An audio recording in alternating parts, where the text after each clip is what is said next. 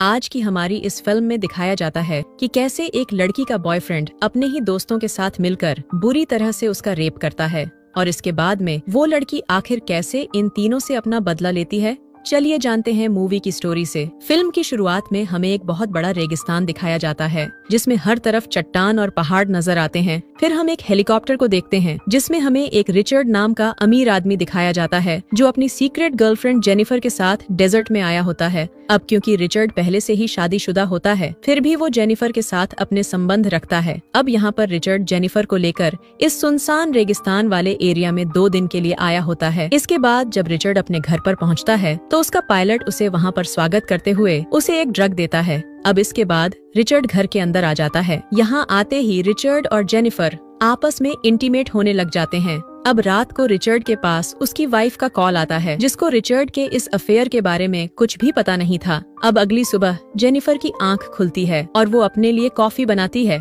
तभी वो देखती है कि शीशे के सामने 2 आदमी खड़े हैं और इन दोनों आदमियों के हाथों में गन होती है।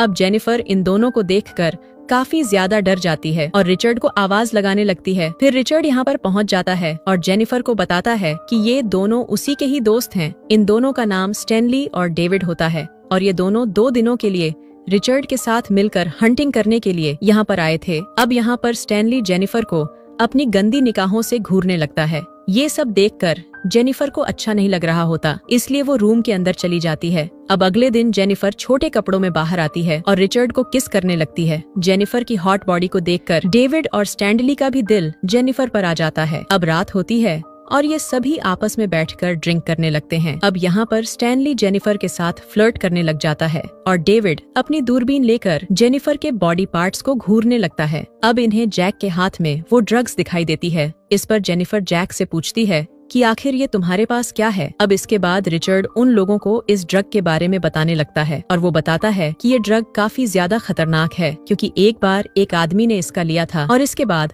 वो इसके नशे में इतना खो गया कि वो अपनी टांग ही काट कर खा गया और इसके चलते उसका शरीर का सारा खून निकल गया था और वो मारा गया। अब इसके बाद रिचर्ड ये ड्रग जेनिफर को देता है। जेनिफर उस ड्रग को अपने लॉकेट में छुपा लेती है। फिर जेनिफर म्यूजिक को शुरू कर देती है और जैक को अपने साथ डांस करने के लिए कहती है, लेकिन जैक उसके साथ डांस करने से मना कर देता है, इसलिए वो स्टैनली के साथ डांस करने लग जाती है। अब यहाँ पर थोड़ी देर डांस करने के बाद ये लोग सोने के लिए अपने रूम में चले जाते हैं। अगली सुबह जब जेनिफर की आंख खुलती है तो उसे रिचर्ड कहीं पर भी दिखाई नहीं दे रहा था। जेनिफर स्टैनली से रिचर्ड के बारे में पूछती है जिस पर स्टैनली इससे कहता है कि वो बाहर कहीं पर गया हुआ है और शायद वह दोपहर तक वापस आ जाएगा और अभी डेविड भी काफी ज्यादा नशे में है और इसलिए हम दोनों ही सिर्फ इस घर में अकेले